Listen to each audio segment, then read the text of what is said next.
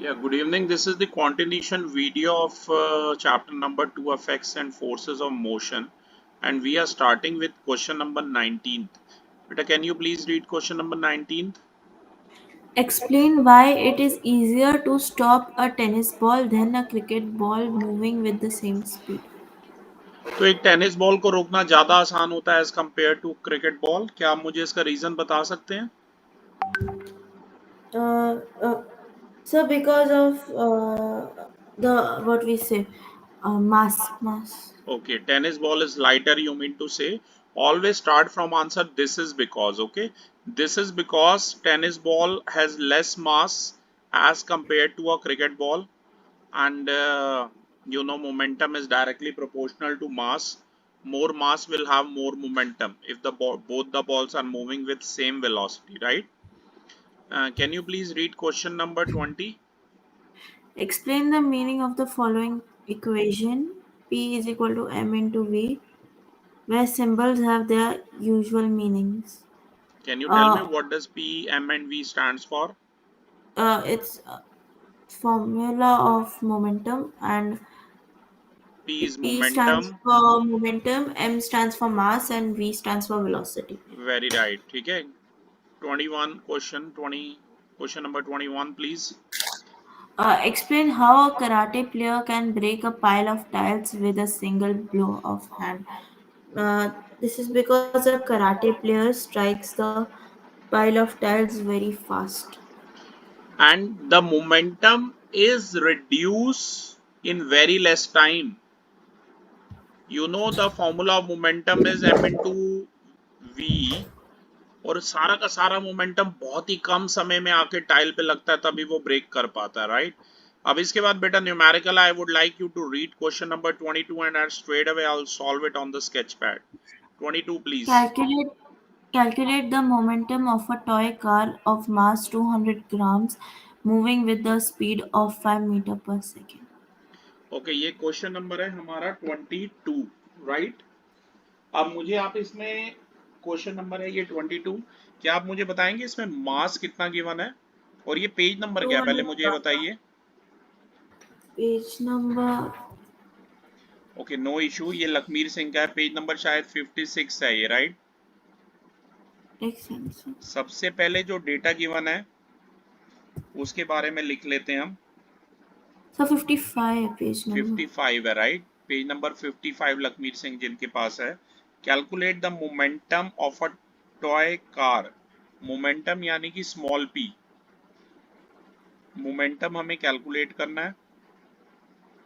क्या गिवन है? Mass given है. Mass of the body is denoted by small m. और मास हमें कितना गिवन है? 200 ग्राम. 200 grams. You have to convert this gram into kg, so you will kg. divide it by 1000. ये cancel कीजिए. 2/10 ये कितना आ जाएगा? 0.2 kg आ गया मास. ठीक है. Moving with the speed of this.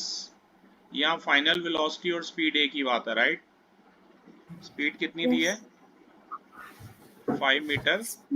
5 meter per second. Mass into velocity होता है. In place of mass you write down 0.2 and in place of final velocity और speed you write down 5. ये पॉइंट हटाइए, 10 आ जाएगा. 2 1 दा, 2 5 दा और 5 1 दा, तो आंसर आ जाएगा 1. यूनिट आपको पता ही है किलोग्राम मीटर पर सेकंड होती है, राइट? अब मैं चाहूंगा आप 23rd क्वेश्चन पढ़ें.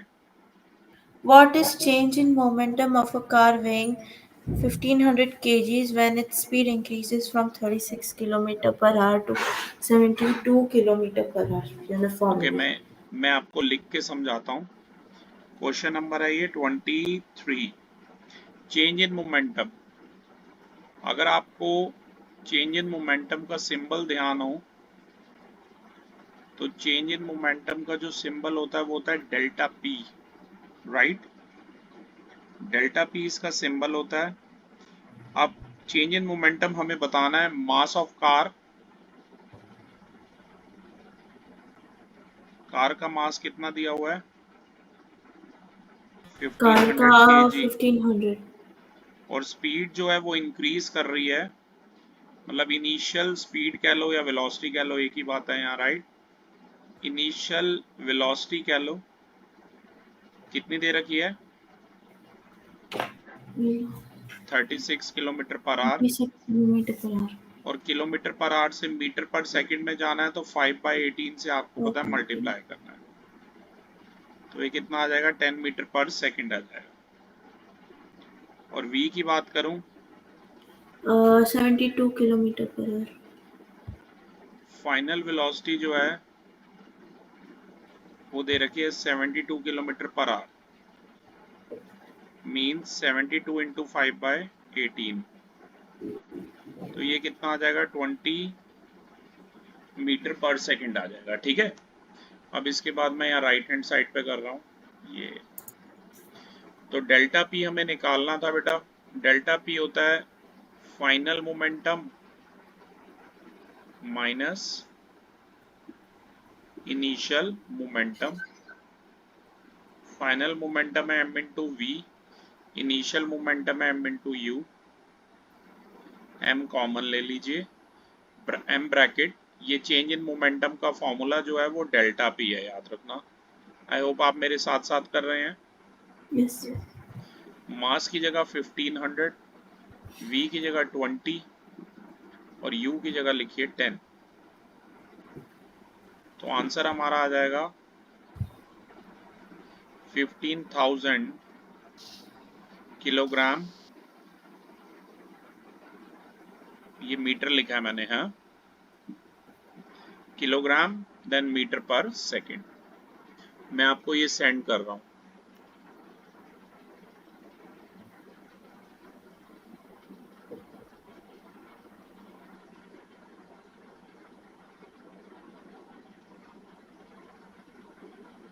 मैं आपको सेंड कर रहा हूँ, एक सेकेंड, ये मैंने आपको सेंड कर दिया है। और अब मैं चाहूंगा आप क्वेश्चन नंबर 24 रीड करें। A body of mass 25 kg has a momentum of 125 kg meter per second. Calculate the velocity of the body. कि एक बॉडी है जिसका मास है 25 kg और मोमेंटम दिया हुआ है, हमें वेलोसिटी बॉडी की बतानी है। सबसे पहले ये क्वेश्चन नंबर है हमारा 24th. 24th क्वेश्चन है, राइट। ध्यान दीजिए, यहाँ लिखिए मास कितना दिया हुआ है, 25 kg, और मोमेंटम यानी कि p कितना दिया हुआ है, Uh, 125 किलोग्राम मीटर पर सेकेंड। तो आपको वेलोसिटी बतानी है, आपको पता ही है v4 यहाँ वेलोसिटी है, right. p is equal to क्या होता है, m इंटू वी होता है, और v क्या हो जाएगा, v हो जाएगा p अपॉन m। p की जगह लिखिए 125 किलोग्राम मीटर पर सेकेंड और m की जगह लिखिए 25 kg। 25 5 दा kg से kg कैंसिल कर दीजिए, तो v कितना आ जाएगा, 5 मीटर पर सेकेंड आ जाएगा, ध्यान रखना, ठीक है। तो v हमारा कितना आ गया, 5 मीटर पर सेकेंड आ गया, राइट। अब मैं चाहूंगा आप क्वेश्चन नंबर 25 रीड करें। calculate the momentum of the following: an elephant of mass 2000 kg moving at 5 meter per second, a bullet of mass 0.02 kg moving at 400 meter per second. या तो question number 25 मैं करता हूँ। अब momentum बताना है। सबसे पहले पार्ट में जो मास है एलिफेंट का वो दिया हुआ है 2000 kg, राइट। और जो वेलोसिटी है वो कितनी दी है, 5 मीटर पर सेकेंड। तो मोमेंटम बताना है, बहुत इजी है, m इंटू वी हो जाएगा, राइट। 2000 इंटू 5 यानी कि ये हो जाएगा 10,000 किलोग्राम मीटर पर सेकेंड। और बी पार्ट में यहाँ बुलेट की बात हो रही है। बुलेट का जो मास है वो 0.02 kg दिया हुआ है और बुलेट की जो वेलोसिटी है वो 400 मीटर पर सेकेंड गिवन है। मोमेंटम यानी कि p हमें बताना है। तो 0.02 इंटू 400, यहाँ ये काट दीजिए, तो मोमेंटम ये कितना आ जाएगा, 8 किलोग्राम मीटर पर सेकंड आ जाएगा। ठीक है, अब मैं ये आपको पहले सेंड कर देता हूँ।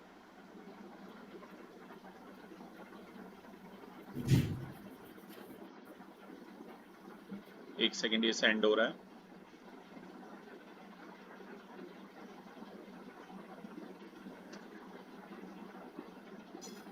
ओके, ये न्यूमेरिकल अब हमने आपको सेंड कर दिया है। अब मैं चाहूंगा यहाँ से थ्योरी के क्वेश्चन आप फटाफट पढ़ें। अगला जो क्वेश्चन है हमारा क्वेश्चन नंबर 26 है, पढ़िए। Which of the two balanced forces or unbalanced forces can change the shape of an object? Give an example to illustrate il- your answer. Balanced forces can change the shape of an object. For example, if a balloon, if If you will apply force on a if balloon, you apply force on a balloon, the then the balance force is it it will acting. change the shape of the object. Next question, please. Describe the term inertia with respect to motion. You know, inertia is that property of a body due to which it resists its state of rest or motion. Right? Motion. Question number 28, please. Uh, State Newton's first law of motion. Give two example of illustrate Newton's first law of motion. Newton's first law says if the object is at rest, it will It will remain at rest. If the object is in motion, it will remain in motion until or unless some external force is applied on it. Right? Examples, a book is lying on the table, it will keep on lying on the table, it will be lying at rest, right? Until or unless you won't change its position, right? Or you yes, can sir. give more examples of bodies at rest, okay? But those things which are in motion, if you want to give example of those bodies, they come to rest because the force of air, the resistance of air acts on those bodies, which makes them stop. Next question, please. Why do the passengers in a bus tend to fall backward when it starts suddenly? Because of inertia and if Very good, because the passengers are at, both the passengers as well as the vehicle, bus, both were in motion. motion. Nahi, both were at rest. Yes, But yes. if you accelerate the bus, you suddenly started, the bus will change its position from rest to motion. But passengers would like to be in state of rest due to inertia. Hence, they will fall backward suddenly, right? Yes, sir. Whenever it will start. Next, question number 31. Explain why a person traveling in a bus falls forward when the bus stops suddenly. They fall forward again due to inertia, number one. Both the bus as well as the passengers were in motion initially when the bus was moving, but now the bus stops. So bus changes its position of motion to rest, right? But passengers would like to be in state of motion only. But if you stop the bus, they will tend to move Forward. forward. Next, Give reason for the following. When a hanging carpet is beaten with a stick, the dust particles start coming out of it.